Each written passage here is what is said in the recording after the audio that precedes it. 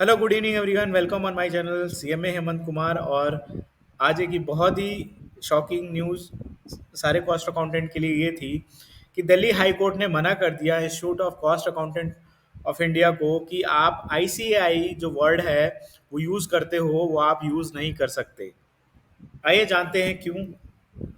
In a recent ruling, the Delhi High Court has restrained the Institute of Cost Accountant of India from using the ICAI acronym, which is a registered trademark of Institute of Chartered Accountant of India। मतलब ये ICAI जो है एक registered है trademark by the Institute of Chartered Accountant of India। The ruling comes after a suit was filed by the letter seeking an injunction against the Institute of Cost Accountant of India from using the ICAI marks। यानी institute of chartered accountant India ने file किया against of Institute of Cost Accountant of India for using the ICI marks.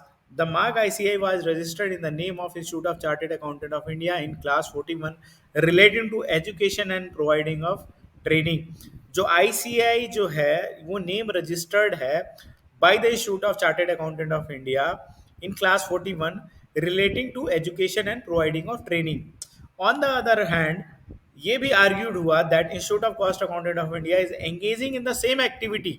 वो same activity में engage है except that it is concern with the cost accountants, where is the institute of chartered accountant of India is related to chartered accountant.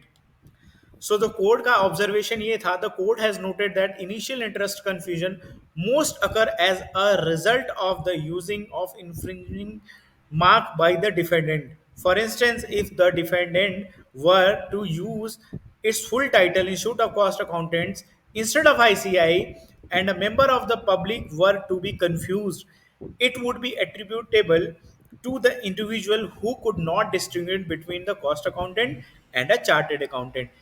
यानी कहने का मतलब ये है कि अगर institute of cost accountant of India अगर इसकी जगह आईसीआई लिख देता है तो कोई भी, चाहे स्टूडेंट हो चाहे मेंबर हो, कोई भी अगर आईसीआई लिखा हो तो वो ये चीज़ नहीं डिफाइन कर पाता कि ये इंस्टीट्यूट ऑफ कॉस्ट अकाउंटेंट है या फिर इंस्टीट्यूट ऑफ चार्टर्ड अकाउंटेंट है। यानी कॉस्ट अकाउंटेंट है या चार्टर्ड अकाउंटेंट है, इसके बीच में डिस्ट्रीब्यूट करना मुश्किल हो जाता है। वैसे ये बात मुझे बिल्कुल सही लगी। अगर आईसीआई अगर कहीं लिखा है तो मैं भी उसको इंस्टीट्यूट ऑफ चार्टर्ड अकाउंटेंट ही पढ़ूंगा। हालांकि मैं कॉस्ट अकाउंटेंट हूँ, फिर भी मेरी पहली जो प्रेफरेंस रहेगी institute of chartered accountant of India ही रहेगी। आईसीआई मेरी सेकंड प्रायोरिटी रहेगी। तो this is a biggest confusion between the members and public and student.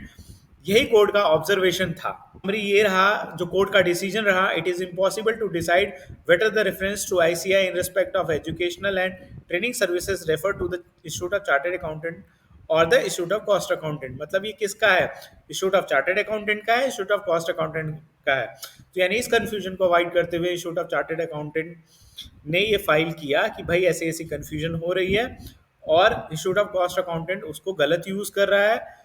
तो इसकी वजह से जो दिल्ली हाई कोर्ट ने डिसीजन दिया कि आप जितनी भी जगह आईसीआई यूज किए हो अपनी साइट पे, वेबसाइट पे, हर जगह से आप उसको हटा के आप institute of cost accountant of India लिख लो और ये सारे जो आईसीआई वर्ड है जहां भी यूज किए हैं वो तुरंत हटा दिया जाए।